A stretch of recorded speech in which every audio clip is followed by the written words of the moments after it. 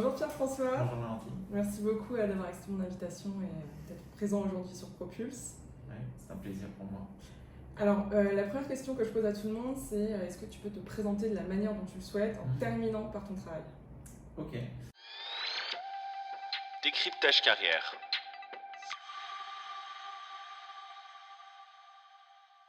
Je m'appelle Pierre-François Dieu, j'ai 31 ans. Je ne suis pas marié, mais je vis avec ma femme depuis 10 ans. J'ai une fille de 7 mois, dont je suis très heureux. Et mon travail, je travaille en finance de marché. Du coup, je suis structureur en dérivés equity. Ok, alors là, moi déjà, tu m'as perdu en structureur dérivés equity. Ouais. Est-ce que tu peux nous expliquer rapidement en quoi ça consiste? Bien sûr, donc c'est en finance de marché. Donc en fait, je conçois les produits qu'on vend à la clientèle qui souhaite investir de l'argent sur les marchés financiers. Ça se divise en plusieurs catégories. Donc on peut investir sur les marchés actions, sur les marchés de taux d'intérêt, les marchés de devises. Moi, je suis spécialisé sur les marchés actions. Ok. Donc, tu es gestionnaire de fonds, on peut dire? Alors, C'est pareil? c'est pas tout à fait ça. Disons que moi, je vais pas forcément faire face aux clients directement. Je vais plutôt être dans la conception du produit. En l'occurrence, les produits que je conçois, c'est des produits un petit peu plus compliqués que les choses simples, c'est-à-dire juste acheter des actions. Là, on va être plutôt sur des produits où on va essayer de faire des choses plus sophistiquées, où on va dire dans telle configuration on va gagner de l'argent, dans telle configuration on va en perdre, et ce qui permet d'avoir un profil de risque qui matche parfaitement, les volontés du client. Il y a certains clients qui veulent être très agressifs et qui pensent, je sais pas, que le marché va beaucoup monter, et du coup on va leur dire, on va mettre des scénarios où quand le marché baisse, vous allez perdre des sous, puisque eux ils sont convaincus que le marché va monter. Et à l'inverse, des clients qui vont vouloir réduire au maximum le risque et qui, du coup, en fait, dans tous les scénarios, vont perdre très peu d'argent, mais du coup, vont pas en gagner beaucoup dans les scénarios les plus favorables.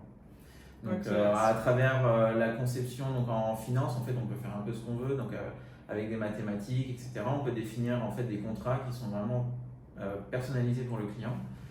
Et donc, ça, c'est mon métier. Ok. Et tu fais ça dans un fonds d'investissement? Dans une banque d'investissement. Et alors, comment on en arrive là? C'était un goal que tu avais depuis que tu étais en études ou non? Pas du tout. Alors en fait, pendant mes études, donc moi j'ai fait des études d'ingénieur. Donc j'ai fait classe préparatoire en France, j'ai fait école d'ingénieur en France. Pendant l'école, je n'ai pas du tout pensé à faire structureur ou la finance de marché. Je me suis un peu laissé porter, on va dire. Je n'avais pas vraiment de plan de carrière très défini. J'ai fait une année de césure. En fait, j'ai fait 2 ans en école d'ingénieur. Après, j'ai fait une année de césure. Et après, j'ai fait mon année d'études finale, que je n'ai pas fait d'ailleurs en France, mais que j'ai fait à Londres, à Imperial College. Là, pour le coup, un master en finance. Et en fait, c'est pendant cette année de césure, donc avant ma dernière année, où là, je me suis dit, en fait, la finance, c'est quand même un milieu intéressant pour mélanger toutes les capacités, toutes les compétences que j'avais apprises au cours de mes études. En fait, ma césure, donc j'avais commencé par 6 mois dans le conseil. Et j'avais fait du conseil un peu par défaut parce que à l'époque, en école, mes camarades disaient le conseil c'est trop bien. Il y avait plein de boîtes de conseil qui venaient en école et qui faisaient des présentations. Ils faisaient des petits buffets avec des petits fours et tout ça, machin. Enfin, c'était vraiment très attractif. Donc, on va dire que par défaut, je me suis lancé là-dedans. Et c'est une expérience qui était intéressante, mais je ne me suis pas vraiment épanoui là-dedans. Et j'ai décidé du coup pendant la deuxième partie de césure de faire de la finance. Et là c'était en banque d'affaires. Donc pour le coup la banque d'affaires, donc là c'est des horaires très longs. En gros je travaillais sur toutes les introductions en bourse, les augmentations de capital pour les grosses entreprises. Et, tu faisais déjà ça en tant que stagiaire? En tant que stagiaire, oui. Mais en fait, ils recrutent des stagiaires pour faire les présentations jusqu'à 2h du matin. Comme le conseil. Voilà, tout à fait. Donc on est un peu la chair à canon. Mais en même temps, c'était dans une petite structure, c'était pas dans une trop grosse boîte. Et j'ai appris beaucoup de choses. Et notamment, c'est mon premier contact avec le milieu de la finance et j'ai trouvé ça très intéressant. Parce que c'est un domaine qui est extrêmement complexe. Il y a énormément de variables à prendre en compte. Il y a beaucoup de choses à faire, notamment d'un point de vue technique. Et moi, c'est ce qui me plaisait en fait. Vraiment, en école et même pendant mes études, j'adorais tout ce qui était problem solving. Donc, le fait d'avoir, on va dire, des choses à résoudre, trouver des solutions, un design pour répondre à un problème. Et ça, j'ai pu le trouver facilement dans ce milieu. Et du coup, c'est pour ça que je me suis lancé dans une année de fin d'études en finance, en spécialisation en finance. Et où là, j'ai compris qu'en fait, il ne me fallait pas la finance comme, je sais pas, une finance corporate, c'est-à-dire une finance d'entreprise où on va présenter aux entreprises des choses, ou le milieu de la finance en général, mais vraiment une finance très technique, c'est-à-dire une finance qui en fait renouait avec toutes mes études que j'avais fait par le passé, c'est-à-dire des mathématiques, de l'informatique, de la programmation, etc., de la data science. Donc tout ça, c'est ce que tu fais aujourd'hui. Et c'est notamment, ça regroupe un peu tout ce que je fais aujourd'hui. Et alors, entre tes stages de césure ou de fin d'études en finance et le poste que tu as aujourd'hui, comment est-ce que tu as sélectionné à chaque fois l'entreprise dans laquelle tu voulais aller, au-delà de tes... Une fois que tu avais trouvé quel poste tu voulais faire, comment tu as choisi l'entreprise ou peut-être peut-être tu peux te spécialiser dans un secteur d'activité, peut-être je sais pas trop. Tout à fait. Alors après, voilà, en fonction du domaine, je pense qu'il y a des filières à privilégier, ou des entreprises à privilégier. Moi, en l'occurrence, donc en finance quantitative, c'est-à-dire en mathématiques financières, il n'y avait pas trop le choix. La voie royale, c'était d'être employé par une banque d'investissement dans ce qu'on appelle des équipes de quant, donc des analystes quantitatifs, qui travaillent du coup sur les mathématiques financières. Et mon but en sortie d'école, c'était d'être recruté par ces gens-là. Et donc j'ai réussi, tout à fait. J'ai été embauché dans une banque d'investissement. Et en fait, donc c'est dans une équipe qui travaille sur les modèles mathématiques utilisés en finance de marché, donc des modèles pour donner des prix à tous les produits dont j'ai parlé au début. Et donc c'était un peu, moi j'ai bien aimé parce que c'était une équipe qui faisait un lien entre le monde académique que j'avais vécu avant et une application professionnelle de toutes ces connaissances. Et à nouveau, ça restait dans un cadre très académique, c'est-à-dire qu'on faisait des recherches pendant 2-3 mois sur les modèles, on faisait des maths, on écrivait des équations, on essayait d'établir des preuves, etc. Et puis ensuite, on mettait en pratique en faisant des programmes, en prenant toutes les données qu'on avait à notre disposition, puis en essayant de prouver que le modèle était bon ou pas. C'est passionnant. Et alors c'est passionnant. Pour moi, c'était passionnant. En tout cas, je ne pouvais pas le faire. Mais c'était passionnant pour moi en tout cas. J'ai vraiment aimé cette période. J'ai appris énormément de choses. Après, donc j'ai fait ça pendant 4 ans. Au bout de 4 ans, on commence un peu à s'ennuyer parce qu'on a envie d'encore plus mettre en pratique tous ces modèles. En fait, tous ces modèles existent, etc. Mais moi, je ne faisais que les étudier et je ne voyais pas l'impact dans le marché ou l'impact dans le business en général de tous ces modèles-là. Alors qu'en fait, des milliers de gens utilisent ces modèles pour faire des choses intéressantes. Et du coup, c'est un peu dans ce cadre-là qu'est arrivée ma transition vers Hong Kong, où là, j'ai donc intégré l'équipe de structuration, qui est vraiment au cœur de l'activité de vente de produits dérivés et qui met en pratique ce sur quoi j'ai travaillé précédemment. En fait, tout fait sens. Alors, en fait, a posteriori, tout fait sens, mais a priori, c'était purement suivre un peu le destin, on va dire, et me laisser porter. Et au final, j'ai eu de la chance parce que je me suis bien laissé porter. Ok, et du coup, au sein de ta carrière, est-ce que tu as identifié des grands moments, qui ont fait que tu en es arrivé à ce poste aujourd'hui? Clairement, ma première embauche, ça c'était un grand moment parce que c'est très décisif parce que en fait ça donne un axe sur toute la suite de ce que tu vas faire. Donc pour moi, la première embauche c'est critique, vraiment. Et je pense que c'est pas que pour la finance, mais c'est pour tous les postes en général. Si tu veux te lancer dans une filière, en fait, la première embauche ça va vraiment être décisif. C'est un bon conseil à noter. C'est un bon conseil à noter et du coup c'est tellement décisif que ça peut faire stresser beaucoup de gens. Je pense que c'est important du coup au préalable de faire beaucoup de stages, de mettre en pratique dans des environnements où il n'y a pas vraiment de risque. C'est-à-dire en fait un stage de 6 mois où tu sais tu vas partir dans 6 mois, mais du coup c'est des périodes qui sont assez courtes et qui permettent un peu d'expérimenter en fait, d'essayer plein de choses. Et moi c'est ce que j'ai fait et au final je suis très contente parce qu'au fur et à mesure, un peu par itération, j'ai trouvé ce qui me plaisait. Et après, tu arrives en première embauche et tu es serein et tu es confiant. Et déjà, tu as du bagage sur ton CV, donc tu as plus de chances d'être embauché. Et en plus de ça, bah, toi-même, tu te trompes pas trop sur ton choix, quoi. C'est pas une première embauche au hasard où en fait, au bout de 2 ans, tu vas regretter, tu vas devoir faire un changement de carrière et du coup, tu auras perdu du temps. Là, c'est vraiment une embauche où tu te dis, bah oui, en fait, c'est ce qu'il faut que je fasse et c'est la bonne chose à faire, quoi. Après, c'est pas toujours évident non plus de non, faire tous les stages et de bien se connaître bien et de sûr. comprendre ce qui nous fait plaisir ou pas dans le travail. Et et après, si on perd 2 ans, c'est pas grave. Non, mais vaut mieux perdre 2 ans ou 10 ans que perdre tout le reste. Ouais, je suis complètement d'accord. Du coup, ça c'était ta première embauche qui a été décisive et qui a du coup été une réussite. Et là, je fais la transition sur ma question d'après. Est-ce que tu as vécu un grand moment de réussite jusqu'à présent dont tu es particulièrement fier? Alors, des grands moments de réussite, tu veux dire au sein même de mon activité de travail? Soit ton activité, soit de ta carrière, un truc où tu dis franchement, pas mal, genre je suis fier de moi. Non, bah en vrai, alors c'est pas vraiment lié au travail, mais c'est plus du coup le déménagement vers Hong Kong et le fait de partir à l'autre bout du monde pour aller travailler, pour vivre à l'autre bout du monde, notamment quand t'es pas seul, en fait, t'as aussi ta femme à côté qui va t'accompagner. C'est une expérience à vivre à 2, c'est jamais facile. Donc on va dire que cette transition-là, c'est quelque chose où je suis fier parce que ça s'est très bien passé. J'ai l'impression.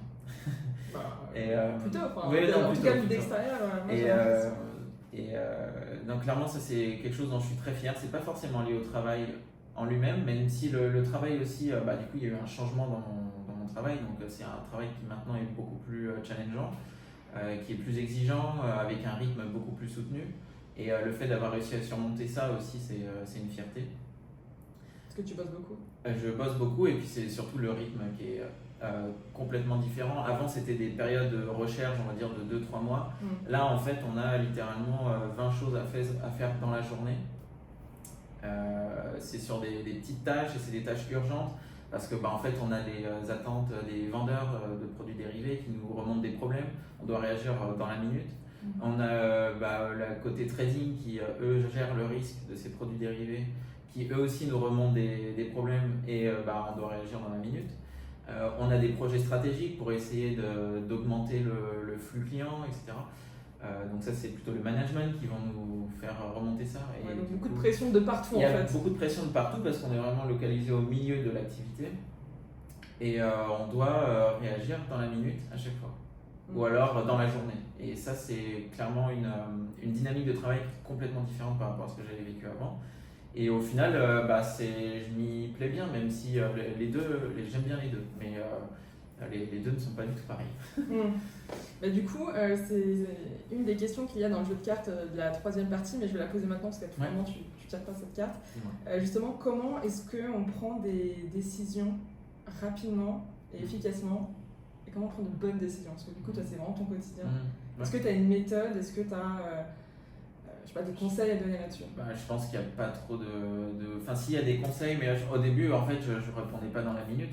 En fait, au début, je mettais 1 heure, 2 heures, j'essayais de me faire une idée, je vérifiais toutes les choses, tout le système, tout l'environnement, etc. pour être sûr et certain que je donnais la bonne réponse.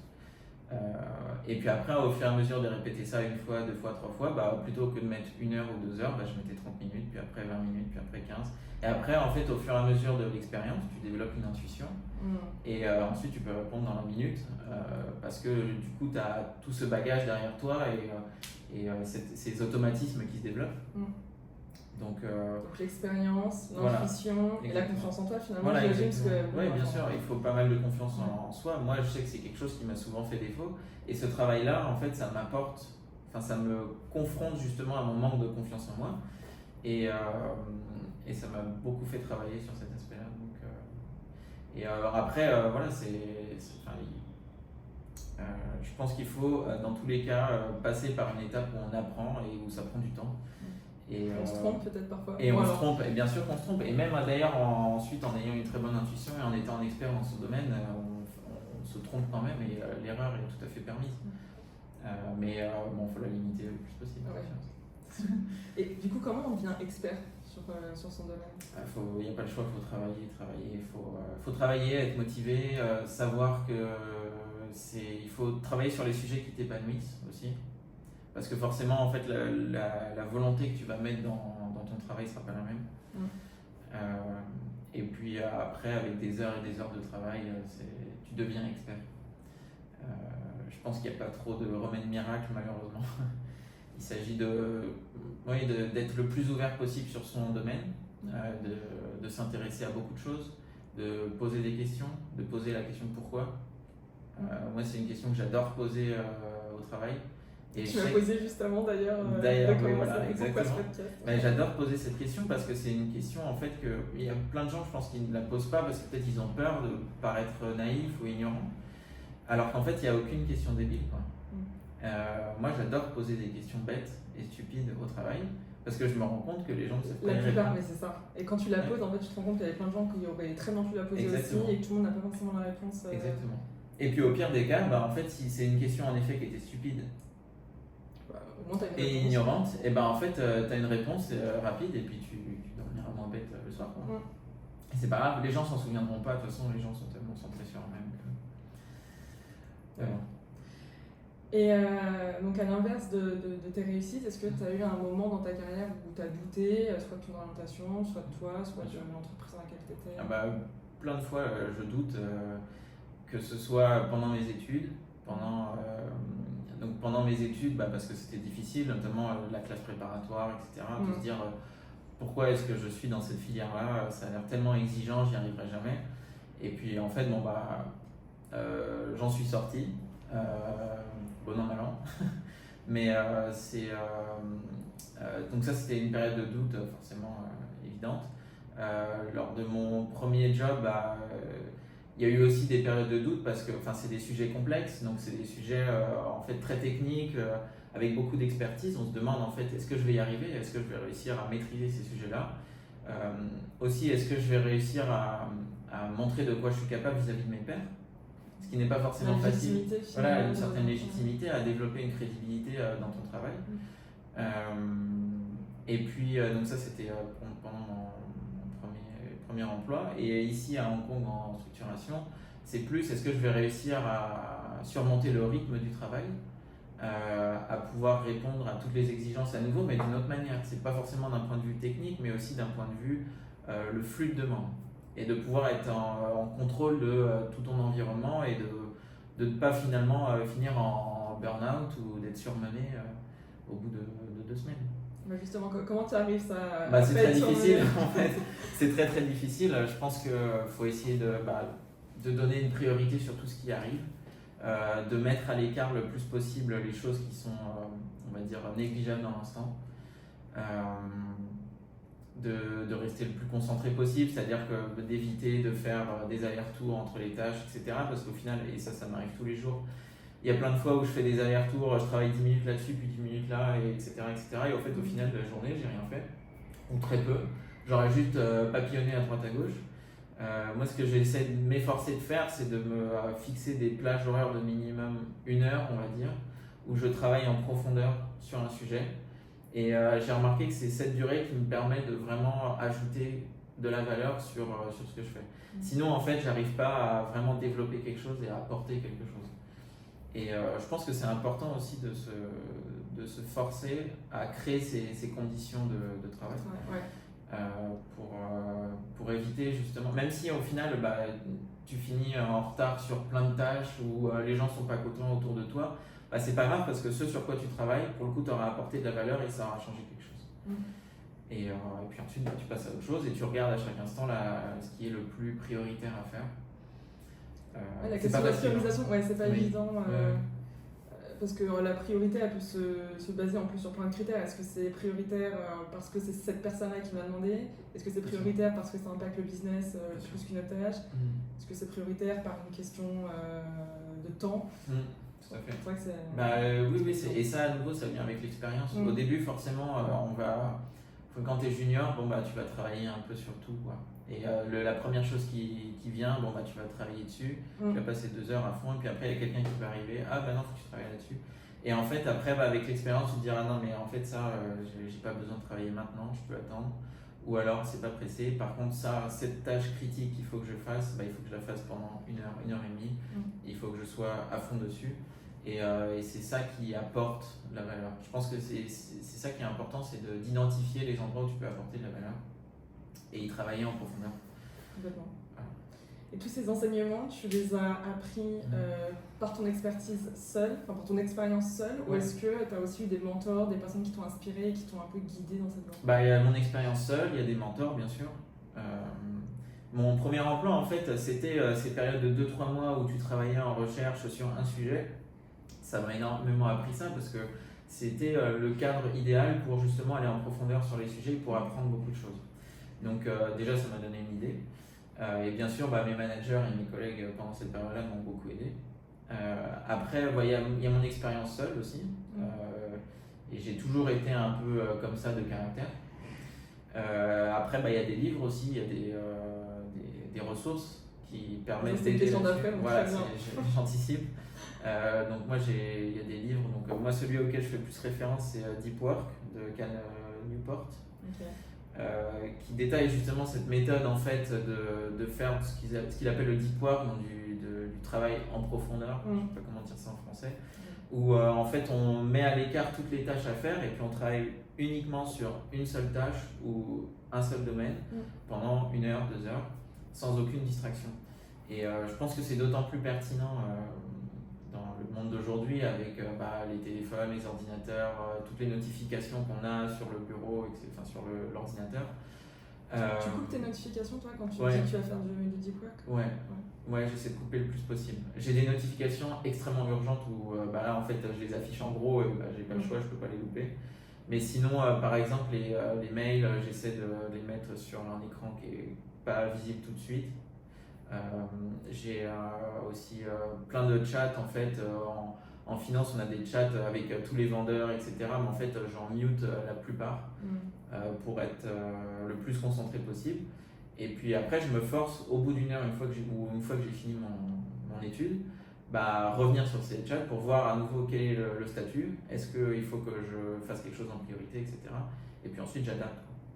Mais j'essaie de m'efforcer à garder, on va dire, une plage horaire où c'est de la concentration pure sur mon sujet. Et si j'arrive pas à faire ça, en fait, j'arrive pas à apporter de la valeur dans mon travail.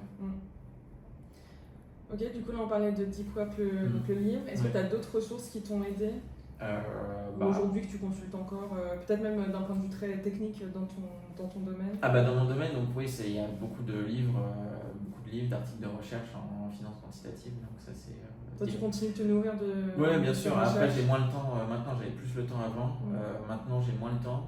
Et puis aussi, c'est moins différenciateur maintenant dans mon travail. C'est-à-dire que ça peut être intéressant d'avoir un support technique en lisant des articles, etc.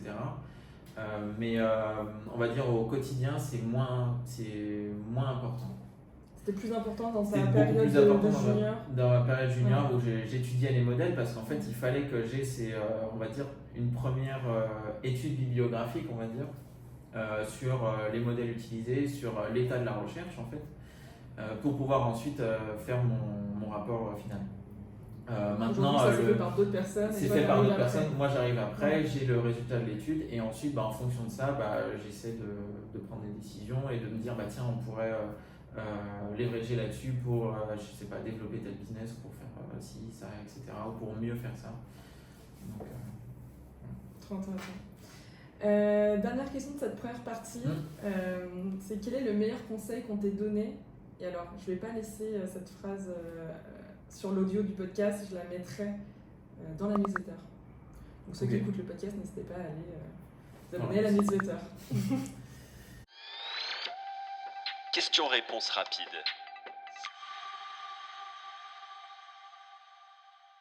Dans cette partie, je te fais des questions-réponses rapides, donc je te laisse répondre de manière spontanée. Ok ? Ça marche.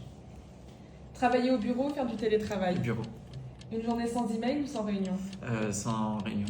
Hard skills ou soft skills ? Hard. Prise de décision basée sur les données ou l'intuition ? Les données. Être polyvalent ou expert sur un sujet ? Expert. Travailler sous pression ou à un rythme régulier ? Sous pression. Développement de carrière horizontal ou vertical? Horizontal. Networker sur LinkedIn ou en physique? Physique. Travailler pour l'argent ou pour la passion? Passion. Risquer un échec ou ne jamais essayer? Risquer l'échec. Travailler avec des collègues compétents mais désagréables ou incompétents mais sympas? Il faut qu'il soit sympa. Être le premier à arriver ou le dernier à partir? Le premier arrivé. Accepter une promotion qui compromet l'équilibre vie pro vie perso ou rester dans un rôle moins exigeant? Moins exigeant. Plan de carrière bien défini ou un pro total? Un pro total. Emoji dans les emails, bonne ou mauvaise idée? Très mauvaise. Mauvaise idée. Réunion de 8h du matin ou de 18h? 8h du matin, c'est mieux. Et enfin, pause café, parler boulot ou gossiper? Gossip, c'est plus rigolo. Les conseils de l'invité.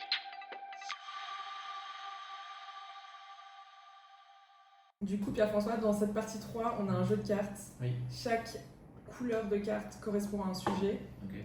Bleu, c'est leadership et compétences. Orange, c'est développement de carrière.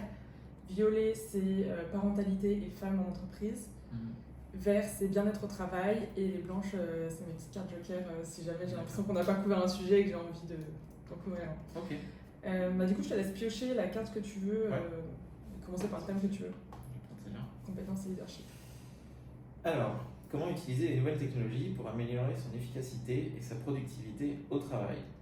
Du coup, j'en ai parlé un petit peu avant, mais justement, les nouvelles technologies, donc c'est sur ton ordinateur, tout ce qui va te faire apparaître des notifications à droite à gauche sur ton écran qui va potentiellement te déconcentrer, te distraire. Donc en fait, je pense que plus utiliser une nouvelle technologie, c'est de mieux la maîtriser. Donc c'est-à-dire, comme moi j'ai dit, de mettre de côté toutes les distractions possibles, donc qu'elles viennent du téléphone ou de l'ordinateur, pour justement faire un travail de bonne qualité et pour être à fond dans son sujet. Et après, ensuite, d'autres nouvelles technologies, qui dit nouvelles technologies dit un peu intelligence artificielle ou tous ces outils-là qui, je pense, sont à la fois géniaux et dangereux. Donc ils sont géniaux parce qu'en fait ils peuvent automatiser des tâches simples et répétitives en juste une phrase. Et donc ça c'est génialissime. Mais en même temps c'est extrêmement dangereux parce que du coup déjà on peut surestimer ce que va t'apporter l'intelligence artificielle. Donc on va trop dépendre de ce système-là. Qui du coup reste super nuancé. Qui reste à nuancer, à personnaliser et puis à mettre dans un contexte qu'on n'a pas pu retranscrire en une phrase en fait. Donc voilà, c'est à nouveau un outil à savoir apprendre à maîtriser.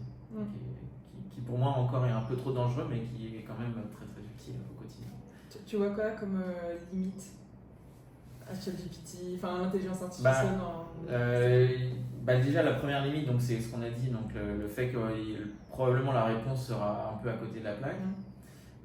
Et après, d'un point de vue plus global, donc moi j'ai un peu peur de toutes ces intelligences artificielles parce que en fait, par exemple, au travail, tu poses une question à ChatGPT en lui demandant de fournir une présentation, donc un document PowerPoint de 10 pages pour présenter, par exemple, mes produits dérivés en finance. Donc il va faire quelque chose d'un peu approximatif, ce qui au final est à peu près le résultat que ferait un nouvel entrant dans mon équipe. Sauf que ChatGPT l'a fait en 2 minutes, même pas, en 30 secondes. Alors que le junior aurait peut-être passé une semaine à le faire avec le même résultat, mais sauf qu'en fait derrière ça il y a un junior ou un débutant qui est en train d'apprendre des choses. ChatGPT aussi apprend des choses, mais c'est pas un être humain. Donc c'est pas du tout la même chose. Et le problème c'est que moi d'un point de vue purement on va dire manager, je me dirais je vais utiliser ChatGPT, il m'a répondu en 30 secondes avec un résultat équivalent. Donc en fait moi d'un point de vue purement managérial ou high level, j'ai aucun intérêt à utiliser ce junior. Et ça c'est effrayant parce que du coup en fait ça veut dire que potentiellement l'intelligence artificielle va pouvoir supprimer une grosse partie des emplois, on va dire, d'entrée dans les domaines, d'entrée de job. D'entrée de job ou même des emplois moins qualifiés. Moins qualifiés, tout à fait, exactement. Et ça, c'est extrêmement dangereux d'un point de vue social, je pense. Et ensuite, même d'un point de vue, j'ai envie de rentrer dans ce domaine-là et de développer ma carrière, ton point d'entrée sera bien plus haut. Tu les attentes du RH et des managers sont plus élevées. Tu pourras plus te permettre d'arriver et de dire je peux juste exécuter les actions de mon manager et j'apprendrai sur le tas. En fait, non, il va falloir que tout de suite tu aies une opinion, une réflexion stratégique, quelque chose que ne peut pas faire la machine. Et malheureusement, ça c'est extrêmement difficile à faire. Avec le bagage que tu as en sortant d'école, tu ne peux pas faire ça. Oui, parce que les convictions et des aspects stratégiques, ça s'acquiert avec l'expérience. Avec l'expérience. C'est vrai qu'on ne peut pas demander à un junior d'avoir des positions tranchées. Bien sûr. Donc ça, mais pour autant, ça se prend pas. Ouais. Voilà. Et d'ailleurs, j'ai oublié de te poser la question tout à l'heure, mais là, maintenant qu'on parle de ton équipe, tu manages combien de personnes? Alors moi, je ne suis pas manager dans mon équipe, mais disons qu'en fait, j'ai une position dans l'équipe où en fait, j'ai des juniors, il y a des juniors dans l'équipe qui souvent me posent des questions et qui, donc j'ai un peu un rôle, peut-être pas de mentor, mais on va dire de guide sur certains advisors. Voilà, tout à fait. Et donc je pense à ça et je me dis en fait, avec tous ces outils-là d'intelligence artificielle, leur tâche entre guillemets, elle serait complètement supprimée. Ce qui est dangereux. Après, je me dis, ça donne aussi. Les juniors ont aussi accès à ces IA et ils peuvent aussi s'aider pour muscler un peu leur argumentaire, leur présentation, peu importe. S'appuyer dessus comme une base pour essayer de perdre moins de temps justement à réfléchir à ce résultat de première entrée. Et après, prendre le temps pour creuser et affiner. Bien sûr. Donc ça les sert aussi. Non, bien sûr. C'est pour ça que je pense que c'est vraiment un outil à apprendre à maîtriser. Et à faire attention. Et même pas que dans mon domaine, mais dans la vie en général, dans la société en général, d'apprendre à maîtriser ces outils-là. Tu t'en sers toi en dehors du travail pour ta vie perso? De temps en temps, mais pas souvent. En vrai, en travail, je m'en sers pas si souvent que ça non plus. J'aime bien me faire ma propre opinion. Ok, est-ce qu'on ne piocherait pas une carte suivante? Donc là, c'est le paquet orange. Donc orange, c'est développement de carrière. Oui. Comment provoquer des opportunités de carrière? Alors, comment provoquer des opportunités de carrière? Alors, moi, je dirais faire le plus d'expérience possible, notamment pendant ses études, donc des stages, tout ce qui est... comment on appelle ça? Alternance. Alternance, tout à fait. Moi, c'est des choses que je conseille vivement de faire parce que ça va te permettre de rencontrer des gens dans la filière qui sont en train de travailler et puis aller à la rencontre de ces gens en fait. Et même en général, provoquer des opportunités de carrière, je pense, c'est juste aller voir les gens et puis leur poser des questions, s'intéresser à eux, savoir ce qu'ils font et puis aussi essayer de faire des liens avec ce que toi tu sais faire, montrer ce que tu sais faire. Et je pense que ça viendra naturellement. Donc là, toi, demain, si tu devais chercher un nouveau job, c'est ce que tu ferais. Tu irais contacter peut-être des personnes qui sont dans les entreprises que tu targetes. Oui, voilà, exactement. Soit dans les entreprises que je vise, ou alors dans des domaines où j'ai envie de travailler. M'intéresser à eux, peut-être partager aussi ce que moi je sais faire et ce que du coup je peux leur apporter. Et après, s'ils sont intéressés, c'est super, ça peut faire une super opportunité de carrière. S'ils ne sont pas intéressés, peut-être qu'en fait, ce n'est pas la bonne opportunité de carrière. Et il faut que j'aille voir ailleurs et puis ensuite, je répète. Ok. Top. Une autre question? Oui, d'une autre couleur. Donc... J'ai le droit de prendre les roses? Oui, tu peux prendre les roses. Donc, rose, c'est parentalité / femme. Comment gérer les défis liés à la parentalité tout en poursuivant votre carrière? C'est bien, parce qu'en plus, c'est une question qui est très pertinente pour moi.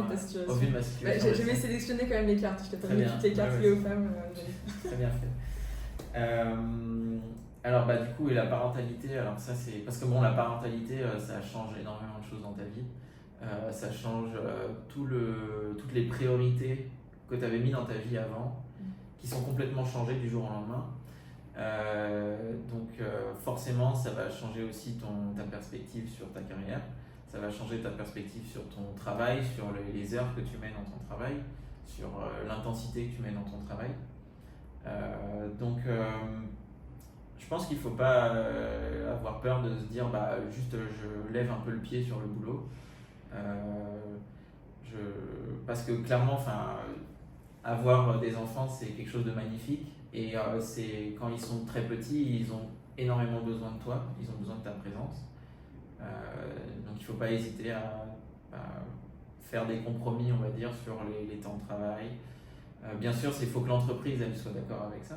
Donc ça, c'est pas facile. Toi, c'est ce que tu avais fait? Tu avais prévu ton entreprise en amont et tu as essayé d'aménager un peu? Alors, en l'occurrence, moi, non, mais le truc, c'est que avant, je venais au travail quand même un peu plus tôt, je partais plus tard.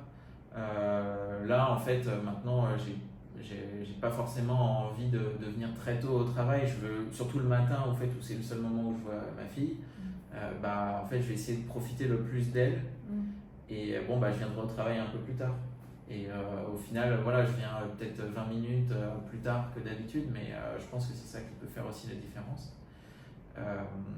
Après, moi, ça c'est dans ma perspective personnelle, mais au-delà de ça, je pense que si on veut aller encore plus loin, il ne faut pas hésiter à proposer des aménagements de durée. Je pense qu'à une époque, peut-être que c'était plus compliqué de faire ça et c'était moins bien perçu. Maintenant, je pense que quand même les mentalités ont changé et que les managers en général sont plus ouverts sur la question et savent que c'est un vrai sujet. Et que les managers ou les entreprises, même les grosses entreprises qui maintenant font des plans, on va dire, parentalité pour justement aménager les temps de travail, etc. Voire même aménager l'intensité au travail en général. Après, on peut penser aussi au télétravail, mais moi je ne suis pas un très grand partisan du télétravail. Non. Parce que maintenant tu es papa ou même déjà avant? Même avant, en fait, je sais pas, j'ai l'impression le télétravail, moi j'ai besoin d'être dans un environnement où je me dis c'est le travail. La maison, en fait, c'est la maison. En fait. Voilà, exactement. Okay. Et là, en plus, quand tu es à la maison et que à côté, il y a des gens qui bougent, etc., ou s'il y a ma fille qui est en train de jouer, en fait, j'aurais pas envie de travailler, j'aurais envie de jouer avec ma fille. Ouais. Trop de distractions à la maison. Voilà, c'est encore à nouveau ce thème de distraction, mais je fais un peu une fixette là-dessus, mais c'est toujours la même chose. Si je vais au travail, c'est pour travailler. Si je suis à la maison, c'est pour me détendre, pour être avec mes proches. J'ai pas envie de mélanger les deux, en fait. Okay. Pour moi, mélanger les deux, j'arriverai pas à le faire d'une bonne manière. Ça sera au détriment des deux. Donc, vaut mieux séparer. Ça, je pense que c'est très personnel. C'est extrêmement personnel, bien sûr. Moi, je suis assez pro-télétravail. J'aime avoir un équilibre des deux. Tu vois, mon équilibre parfait, c'est 3 jours de télétravail et 2 jours au bureau pour le lien social. Tu vois, j'adore travailler depuis la maison. Et je trouve que, justement, je tends à être plus efficace à être seule chez moi que entourée de collègues dans un open space. Parce que moi, je n'ai pas de bureau, je suis toujours dans des open space très bruyants. Il y a toujours du mouvement où, justement, j'ai tendance à me déconcentrer quand je suis entourée de plein de personnes. Mais je comprends ce point de vouloir différencier la partie travail et plaisir, parce que du coup, là, mon bureau, c'est aussi ma table à manger. Ouais, exactement. Donc, je comprends. Oui, ça c'est extrêmement personnel. Et puis, après, moi, quand j'étais en France, du coup, au début du Covid, le télétravail était forcé. Donc, là aussi, je m'étais dit, en fait, le télétravail, ça se passe plutôt bien. J'avais fait une installation avec mon propre bureau. Donc là-dessus, j'arrivais à bien faire mon travail. Mais en fait, très vite, il me manquait quand même, on va dire, l'énergie du bureau et l'énergie des collègues. Donc je pense que sur la durée, moi, je ne pourrais pas m'en sortir en faisant que du télétravail. Après, je pense que je suis d'accord que faire un mélange, par exemple, une journée de télétravail, 4 jours au bureau, ou 2 ou 3, c'est bien à faire aussi. Ça permet d'avoir le meilleur des deux côtés. Et je reboucle juste sur la question de la parentalité. Du coup, tu disais qu'on pouvait demander des aménagements de temps, de charges, etc. Est-ce que du coup, ça se fait un petit peu au détriment de ta carrière? Tu vois, parce que si tu travailles un peu moins, que tu prends un peu moins de responsabilités, il y a peut-être quelqu'un qui va à l'inverse. Oui, on pourrait dire oui tout de suite, parce qu'en effet, tu travailles moins, donc quelqu'un de plus ambitieux va te passer devant. Après, je pense que ça, c'est quand même c'est pas facile à faire en pratique, mais je pense que ça, c'était peut-être le cas à une certaine époque. Je pense qu'à nouveau, les mentalités ont pas mal évolué. Et bien sûr, tout dépend de la filière dans laquelle tu travailles, mais si tu es à nouveau expert dans ton domaine, même si tu travailles, 30 heures au lieu de 40 dans la semaine, en fait, si tu fais 30 heures de qualité, ça sera quand même mieux pour toi, pour l'entreprise et pour ton manager, que 40 heures de quelqu'un qui est ambitieux mais qui va papillonner à droite à gauche. Donc à nouveau, c'est toujours une question de quelle est la qualité du travail que tu produis. Si tu arrives à garder cette même qualité, bon, même si tu en fais un petit peu moins, ça sera quand même du travail de qualité. Donc ça sera apprécié et je pense que ce sera toujours un levier pour justifier ensuite des augmentations, des promotions et pour progresser tout simplement. Je pense que ce que tu dis c'est assez rassurant et déculpabilisant. Peut-être aussi pour les femmes qui se questionnent sur leur envie d'avoir des enfants par peur en fait que ce soit un frein dans leur carrière. Je pense que bon, ça peut quand même... j'en sais rien, peut-être que ça l'est un peu plus pour les femmes que pour les hommes aussi. Mais bon, ça reste quand même rassurant parce que... Après voilà, c'est rassurant, peut-être que je suis un peu trop optimiste, hein. J'ai pas envie de dresser un tableau tout blanc, mais je suis d'accord que ça nécessite de le mettre en pratique et puis ça dépend bien sûr des circonstances, de quelle filière tu travailles, etc. Mais du type de poste aussi, il y a des qui sont beaucoup moins aménageables que d'autres, bien sûr. Mais là, dans ton cas... mais moi je pense qu'il faut s'efforcer, il faut pas non plus sacrifier sa vie privée pour le travail. Ça, parce que clairement, en fait, il y a tes proches, tu pourras compter sur eux toute ta vie, quoi. Et c'est eux vraiment qui te construisent. Ton travail, il te construit aussi, mais en fait, ton manager, il est quand même bien moins proche de toi. Et puis, en fait, du jour au lendemain, en effet, il pourra te tourner le dos et puis, il te reverra plus. Alors que c'est pas ça qui va se passer avec tes proches. Ça peut arriver dans certains cas dramatiques. Bref, tout ça pour dire que moi, je pense vraiment qu'il faut toujours privilégier sa vie privée. Le travail, c'est secondaire. Du coup, c'est une belle transition sur les cartes bien-être au travail. Bien-être au travail. Tu peux mélanger, tu peux prendre n'importe lesquelles. Je vais mélanger un petit peu. Les gens tentent d'apprendre la première carte. Ouais, c'est vrai, je pars du principe que... Comment trouver du sens dans son travail? Ah bah super. Parfait. Alors, trouver du sens dans son travail, alors ça c'est pas facile du tout parce que je pense que moi je me remets tout le temps en question sur justement le sens dans mon travail et surtout en finance. C'est un domaine qui est un peu décrié parce que c'est l'ingénierie financière qui par le passé a créé des crises, etc. et qui du coup qui est, je pense, très souvent perçu comme un milieu très opaque avec peut-être une certaine technicité qui est au détriment peut-être d'un bien-être collectif, etc. Donc là, à nouveau, le sens au travail, là la question elle se pose tout naturellement. Et alors comment trouver du sens au travail? Pareil, je pense qu'il faut essayer d'essayer beaucoup de choses et de trouver ensuite parmi toutes les choses qu'on a essayé celle où on s'épanouit le plus. En fait, le sens au travail pour moi il va venir quand il y a du bonheur qui est généré. Donc en fait, si tu travailles dans un domaine et que tu t'épanouis, que tu es heureux, que tu sens que les journées passent pas, passent très vite du coup, que tu vois pas les journées passer plutôt, et que les gens autour de toi réagissent un peu de la même manière, quoi. C'est probablement que tu as trouvé le bon sens dans ton travail aussi.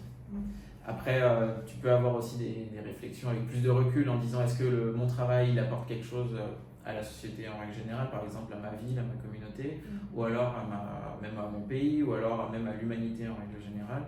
On peut se poser par exemple les questions d'impact de mon travail sur le réchauffement climatique ou sur la réduction des inégalités, etc. Et justement, quand tu dézoomes et que tu te poses ces questions, forcément c'est très difficile, c'est plus dur de trouver du sens. Voilà. Mais après, c'est toujours des équilibres à la fois macro et micro. Donc, tu as ta vie, en fait, tu essaies de trouver un équilibre dans ta vie autour de toi. Et après, tu as aussi l'équilibre plus global de quel est ton impact global sur toute la société.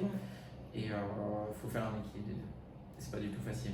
C'est pas facile. J'ai pas vraiment répondu à la question. Non, mais comment trouver du sens en soi, moi, quand j'ai écrit cette question, je me suis même posé la question est-ce qu'il faut trouver du sens dans son travail pour être épanoui?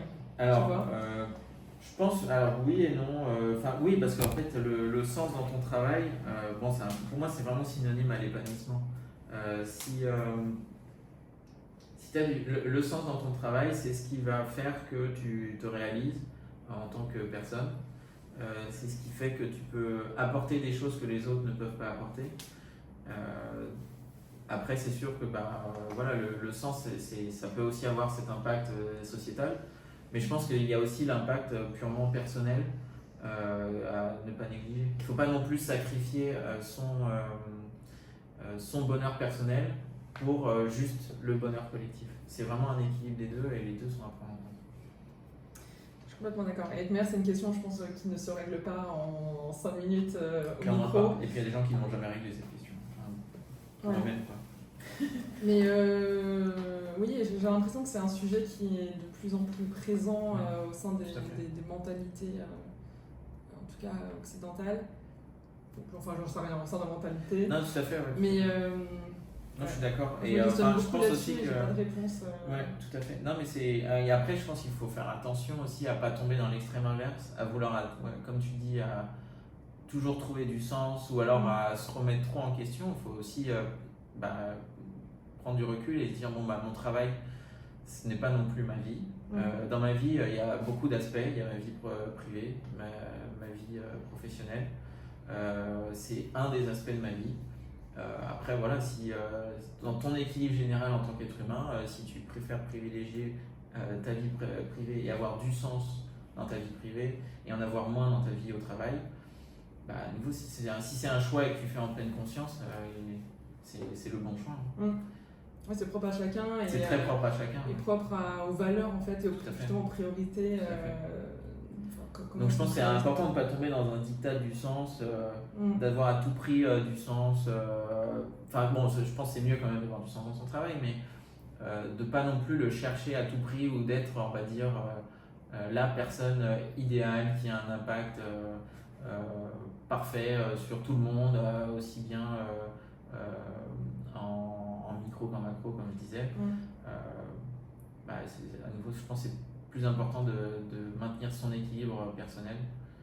Et je suis d'accord avec toi. Là, j'hésite entre deux questions pour mes questions Joker. Écoute, je te pose les deux et en fait, je trouve qu'elles se recoupent un peu. Donc, la première, c'est comment prendre du recul sur sa carrière et faire les bons choix d'orientation. Alors, pas forcément que orientation au niveau études supérieures, mais même plus tard, toi dans 20 ans, tu vois, comment est-ce que tu arrives à faire les bons choix là-dessus. Et l'autre, c'était comment établir un plan de développement de carrière. Mais du coup, les deux se rejoignent. Donc, le plan de carrière, ça c'est un peu... moi, je trouve ça difficile parce que tu peux pas savoir vraiment a priori tout ce que tu vas faire. Et puis à nouveau, les choses changent tellement vite. En 5 ans, il peut se passer plein de choses, que ce soit dans le monde ou dans ta vie personnelle. Donc après, le plan de carrière, je pense, c'est de trouver un domaine qui te plaît, où tu t'épanouis, et puis de voir ce que les gens font. Et c'est un peu en lien avec ta première question. Justement, pour le meilleur moyen, je pense, c'est de parler aux gens, d'aller vers eux, de savoir en fait qu'est-ce qu'ils font, de leur poser des questions, de s'intéresser à leurs projets, de voir comment tu peux apporter des choses dans leurs projets. Et en quoi ça consiste aussi au quotidien. Enfin, moi, typiquement, c'est quelque chose que j'ai énormément fait quand j'étais en études supérieures, d'aller demander, peu importe, à toutes les personnes que j'avais contactées, mais c'est quoi ta journée concrètement, qu'est-ce que tu fais? Parce qu'en fait, parfois, je pense qu'on idéalise un métier, on comprend dans les grandes lignes ce que ça veut dire, mais en fait, au quotidien, on n'a aucune connaissance sur la réalité vraiment du job ou de l'industrie. Donc je pense en effet qu'il faut vraiment creuser et pas avoir peur d'aller demander aux autres de l'aide ou de l'information. Je pense qu'il y a beaucoup de gens qui n'osent pas en demander. Complètement, oui, bien sûr. C'est difficile parce qu'en fait, t'es dans la mauvaise position. En fait. Tu es dans la position de l'ignorant versus la personne en fait, qui sait et qui potentiellement va pouvoir te recruter. Donc il y a un biais qui est évident. Et je pense qu'il faut essayer de casser ce biais et de casser l'appréhension initiale. Parce que c'est comme ça que tu vas apprendre. Et forcément, ça ne va pas forcément fonctionner dès le début en fait.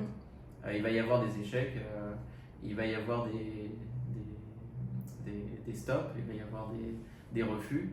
Oui, c'est pas grave. Et c'est pas grave. Et c'est pas lié à ta personne. Et ça contribue complètement à l'apprentissage en fait. Mais jusqu'à ce que tu trouves la personne qui par contre va te lancer ensuite dans ta carrière et qui va te faire travailler sur des projets super épanouissants. Donc je pense que ça vaut le coup de se tromper 4-5 fois pour obtenir le bon lancement. Et après, par rapport à la... donc le billet ignorant savant, moi je me positionne enfin là, si je prends l'exemple de je suis la savante, quelqu'un qui vient me demander de l'aide ou qui me demande des explications sur mon job, je trouverais ça plutôt pertinent en fait. Bien sûr. Je me dis pas il est trop nul, il n'en sait rien. Exactement. Je me dirais ok, cette personne elle a quand même le courage et l'intelligence et la curiosité de m'approcher pour avoir des informations. Je lui donne. Ouais, bien sûr. Donc tu vois, je trouve ce billet. Bien sûr, mais sauf que c'est extrêmement difficile d'avoir ce recul-là quand tu es du coup de l'autre côté, c'est-à-dire le côté ignorant. Ouais. Parce qu'en fait, forcément, tu as de l'appréhension, tu es nerveux, donc tu peux pas, t'as pas le recul nécessaire. Et surtout quand tu sors d'école et que tu n'as pas d'expérience. À la rigueur, je pense que tu peux plus l'avoir après 15 ans d'expérience si tu fais une reconversion. Où là, en fait, tu auras vécu des choses, tu auras été dans les deux positions, tu auras été ignorant, puis après savant, et là, en fait, tu redeviens ignorant. Mais du coup, tu auras passé t'auras eu cette expérience de savant et de cette expérience un peu de guide, de mentor, etc. Et où en fait, tu comprends très bien que il faut provoquer les opportunités, il faut aller voir les gens, même si au final, on passe un peu pour quelqu'un de stupide. Mais c'est pas grave en fait. Ouais, c'est pas grave. Franchement, c'est pas grave. Je suis complètement ok avec ça. Ouais, tout à fait. Parce que le bénéfice derrière, il est tellement important. Il reste le petit moment de stress où tu te dis, c'est inconfortable. Allez-y. Ouais, je te conseille. Tout à fait. Super. On a terminé ce jeu de cartes. Et on a bientôt terminé cet épisode également. Avant qu'on le termine, est-ce qu'il y a des sujets qu'on n'a pas abordés que tu aimerais vraiment élaborer Non, pas particulièrement. Non, juste appuyer sur cette idée de bonheur, d'épanouissement au travail.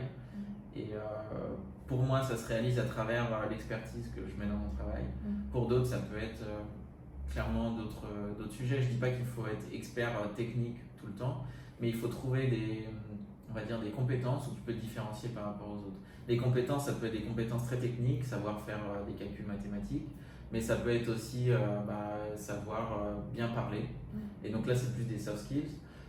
Ça peut être bien présenté, donc pareil. Ou alors, ça peut être plein d'autres choses, mais en fait, c'est des choses où tu te différencies par rapport aux autres. Et là où tu peux apporter quelque chose. Donc, je pense que c'est ça le plus important. Super. Écoute, merci beaucoup Pierre-François. Merci à toi, Martine.